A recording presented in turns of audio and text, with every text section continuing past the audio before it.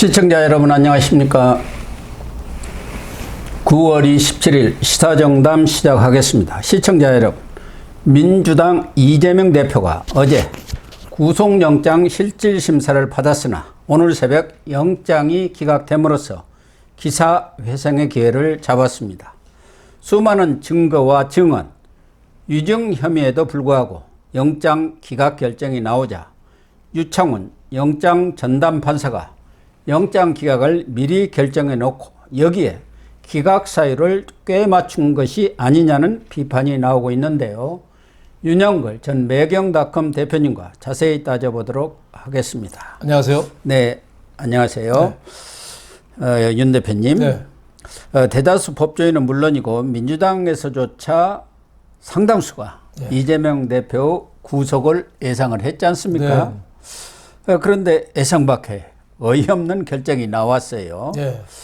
유창훈 판사의 정치적, 이념적 성향에 비추어서 볼 때 뭔가 저는 찜찜한 부분이 많다 이런 얘기를 했었고 네. 그렇게 또 방송도 했습니다마는 나쁜 애감은 들어맞는 건가요? 예, 뭐 설마가 사람 잡는다는 말대로 저도 새벽에 좀 황당했습니다. 예. 이건 뭐 누가 봐도 구속 사유가 딱 떨어지는 거거든요. 예, 혐의의 중대성이나 증거 인멸이나 뭐 이런 거를 볼 때 누가 봐도 구속 사유가 분명한데도 불구하고 유창훈 판사가 그동안에 그 이유가 안 되는 것 같고 예. 기각을 많이 했는데 이번에도 또 어떻게 보면 형용 모순. 예. 예? 그러니까 검찰의 영장 청구 내용은 충분히 인정을 하면서도 그렇다고 구속까지 하냐. 예. 이런 식의 논리로 아주 꽤 맞춘 그 그리스 소피스트들 궤변처럼 예. 그러네요. 설명서 완전히 궤변이에요. 예. 그런 말이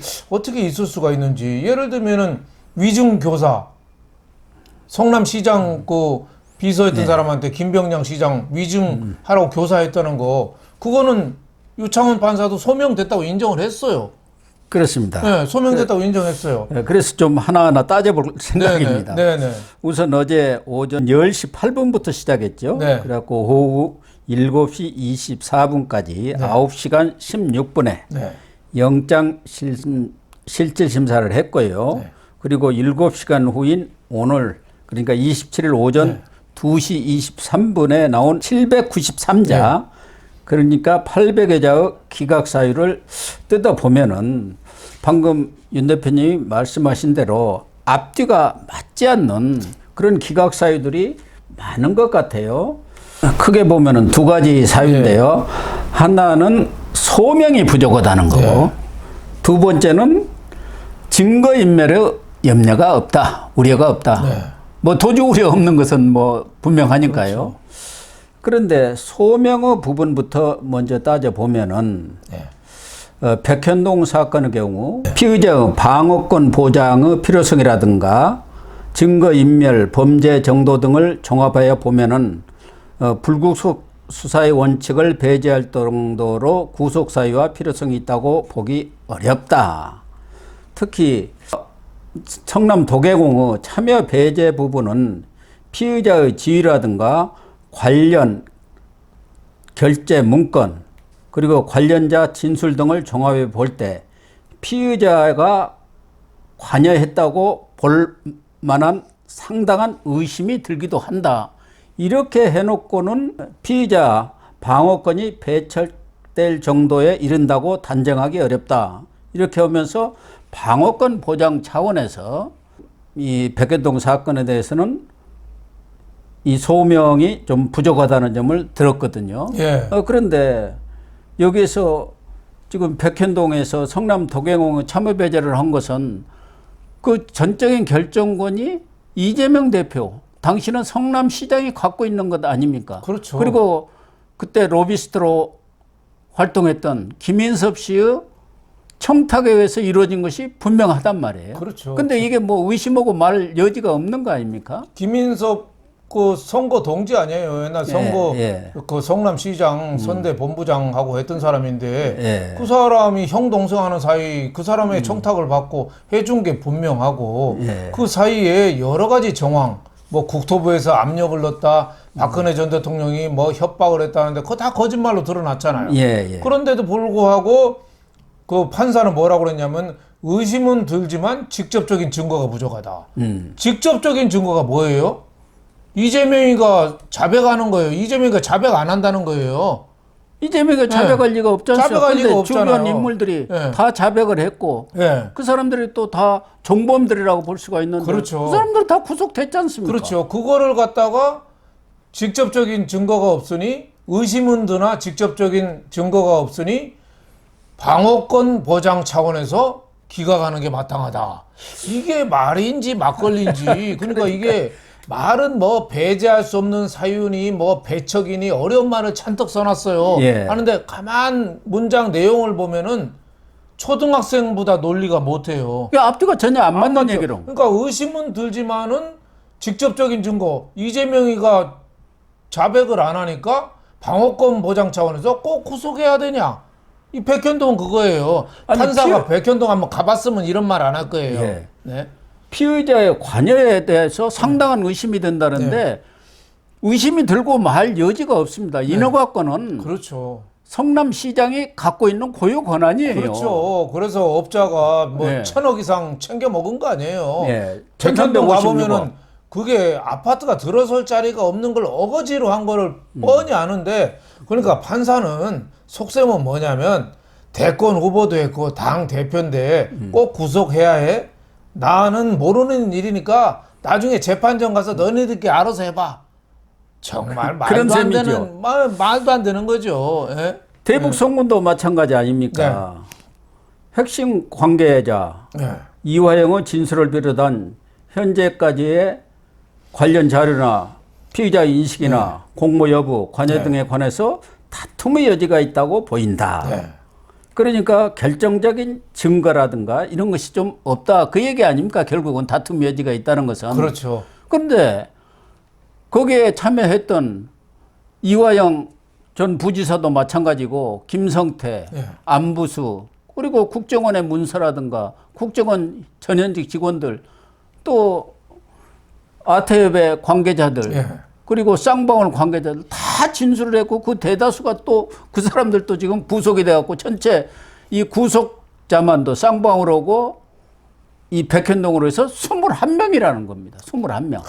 그러니까 이 유창훈 판사가 얼마나 엉터리인지 이걸 보면 알 수 있어요. 대북 송금도 비교적 정황이 다 나타났는데도 불구하고 피의자가 정황은 있으나 꼭 써놨어요. 정황은 있으나 그러니까 봐도 자기가 봐도 아는 거예요. 하지만은 이것도 피의자가 직접 개입한 증거가 부족하다. 그러니까 그건 왜 그렇겠어요? 그건 이화영 평화부지사가 지금 진술이 오락가락해요. 이재명한테 보고했고 지시받고 다 했다고 했다가 지금 이화영 자기 마누라하고 민주당에서 교도소까지 면회 와가지고 협박하고 회유하고 지금 녹취록이 다 나왔잖아요. 그게 증거인멸에. 그게 증거인멸인데 그 판사는 뭐라고 그러냐면은 진술 번복은 진술 신빙성 여부만 판단한 영역이지 증거인멸은 아니다.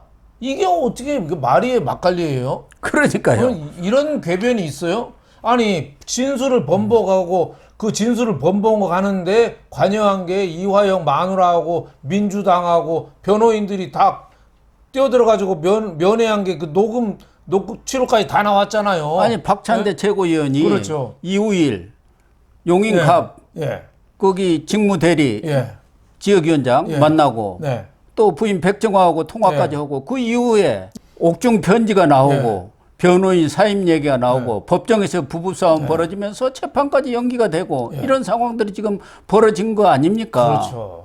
그런데 그게 증거인멸 염려가 아니라면 뭐가 증거인멸 염려입니까? 말이 안 되는 거죠. 그러니까 진술 번복은 진술 신빙성 여부의 판단 영역이다. 이런 어떻게 보면 골 때리는 판사의 말이 어떻게 나올 수 있는지. 어제 그런 일이 있었어요. 이화영 영장 실질 심사가 있었거든요. 이화영이가 10월 13일 날 이제 구속 끝나요. 그럼 추가 구속을 해야 되잖아요. 그래서 이것도 또 이제 증거인멸 교사 쌍방울 법인카드 쓴 거를 지우고 뭐 이런 걸 교사했다는 혐의로 지금 구속영장 연기 영장 실사를 어제 봤는데 어제 검찰에서 그 녹음 테이프 또 틀었어요. 거기에 뭐라고 그랬냐면 이화영 마누라가 이화영 면회하면서 이런 얘기를 했대요. 조국보다 당신이 더 멋진 사람이다. 예? 예? 영웅이 될지 자뻑이 될지 당신이 판단하라. 이건 면회 가서 이렇게 공갈을 친 거예요. 그러니까 그렇죠. 진술이 왔다 갔다 한 거잖아요. 이화영이가 감옥에 있으니까 누구랑 소통할 수도 없고 자기 돈은 없고 그 변호사도 돈 안 주니까 바뀐 거 아니에요. 그렇게까지 했는데 이거를 유창훈 판사라는 사람은 진술 번복은 진술 신빙성 여부의 판단이지 증거인멸은 아니다. 이게 어떻게 이게 판사예요? 가장 이해할 수 없는 것은 피의자가 정당의 현직 대표라는 점에서 공적 감시와 비판의 대상인 점을 감안할 때 증거인멸의 염려가 있다고 단정하기 어렵다. 그러니까 공적 대표, 민주당의 대표이기 때문에 공적인 감시와 견제, 비판의 대상이니까 증거인멸의 우려가 없다. 이게 말이 됩니까? 오히려 대표가 되고 금배지를 달아가지고 계속 방탄을 해오고 그렇죠. 증거인멸을 해온 거 아닙니까? 그 힘을 가지고. 그렇죠. 그러니까 판사에게는 당 대표가 증거인멸까지 하겠느냐 이건데 이재명이라는 사람을 그렇게 평가하면 안 되죠. 이재명은 수단 방법을 가리지 않고 모든 짓이든지 다 하는 사람이에요. 지금 이재명 때문에 죽은 사람만 5명이잖아요. 수사받다가. 얼마나 회유 압박 받았으면 아유 차라리 내가 죽을 거야 하고 죽었겠어요. 그럴 정도로 지금 단식투쟁도 자기 그 체포동의안 투표 앞두고 동정표 얻으려고 단식투쟁한 거 아니에요. 그리고 오늘 영장실질심사에서 일부러 지팡이 짚고 다리 휘청거리면서 들어왔는데 어제 얼굴 봐요. 병원에서 나오는데. 단식은 얼굴이 아니더라고요. 얼굴이 너무 좋아요. 어디 단식원에서 관리받은 것 같아요. 머리만 앞으로 내려갖고 일부러 초췌한 모습을 다리 한번 휘청거리는 거 쇼하는데 퍼포먼스를 만들어가지고 이미지 메이킹을 하더라고요. 그렇죠. 그 주사 외에 TPN인가 있잖아요. 비경구 영양수액. 주사로 맞는 뷔페 식사라잖아요. 혈관 뷔페 식사예요. 혈관 뷔페. 그 좋은 거 먹고 어떻게 보면 몸이 더 좋아져서 나왔는데 그거를 저 판사가 참 어리석은 판사죠. 학문은 얼마나 높은지 몰라도 세상을 그 판단하는 이 저울로서 DK 저울로서는 정말 너무 한심한 고장난 저울이라고 저는 생각했습니다. 그러니까 당 대표가 돼가지고 오히려 민주당 뭐 의원들은 물론이고 이 사건의 관련자라든가 공무원들 이 사람들에 대해서 회의 협박을 압력을 지속적으로 가해온 것 아닙니까? 그렇죠. 그러니까 어제 검찰도 오늘 바로 그런 성명을 내놨죠. 위중 교사 소명도 인정하고 백현동은 피의자가 이재명이죠. 이재명 관여가 의심 있다고 하면서 대북송금은 또 피의자가 개입했다는 거를 이화영 증거를 다툼의 여지가 있다고 표현한 건 이건 뒤죽박죽이다, 유감이다 이런 식으로 해놨습니다. 검찰이 얼마나 한심했으면 이렇겠습니까? 그런 것을 종합적으로 보면은 이 유창훈 부장 판사가 증거인멸의 우려보다는 야당 대표의 존재라는 점을 너무 중시한 것 아니냐. 야당 대표를 뭐 구태여 구속까지 할 필요가 있느냐는 생각을 미리부터 가진 것 아닌가. 그런 뭐 선입견 하에서 구속 사유를 거기에 짜맞추기 했다고 보는 것이 합리적일 것 같아요. 그렇죠.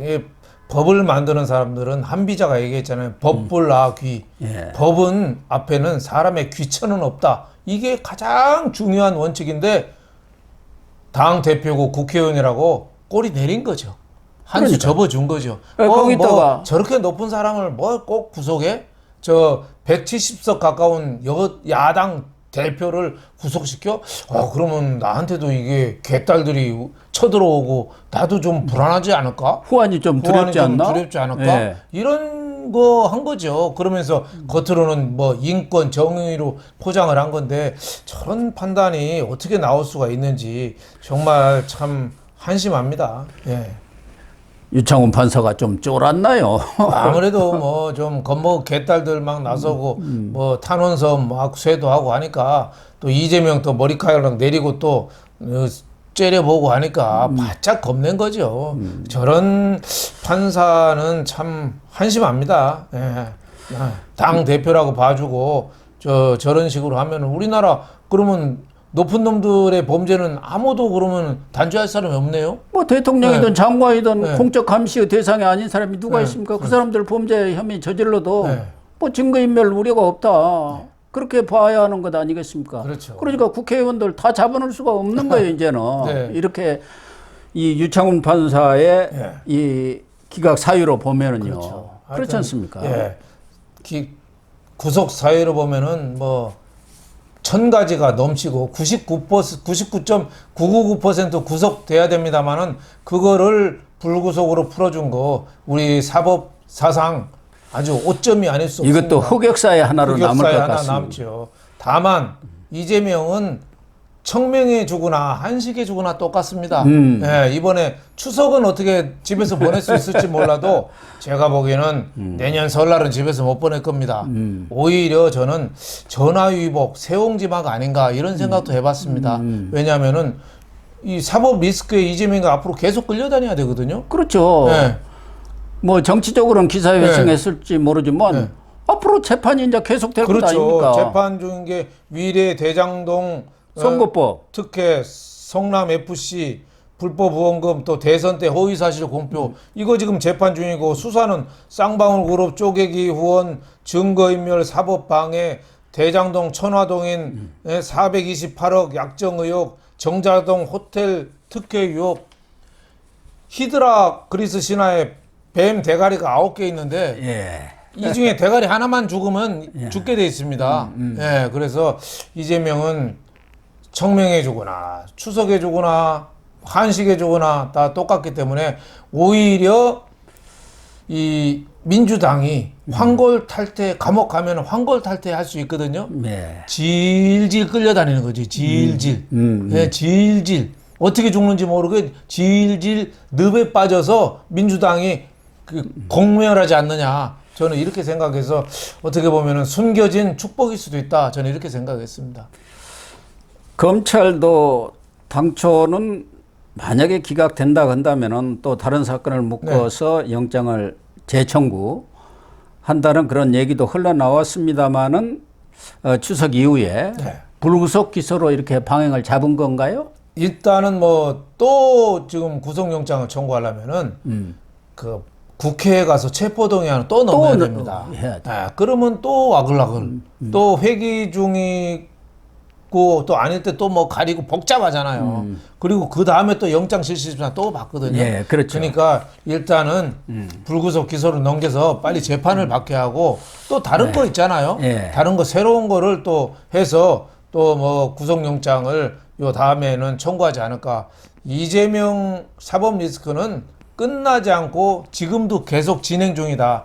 차라리 매를 빨리 맞는 게 나은데 저렇게 맞으면 빨리 맞는 게 뒤로 속 시원한데요. 하다가 나중에 매 부러지잖아요. 그럼 쇠파이프로 맞습니다. 쇠파이프로. 그건 한 대 맞으면 바로 죽어요. 예, 바로 죽어요.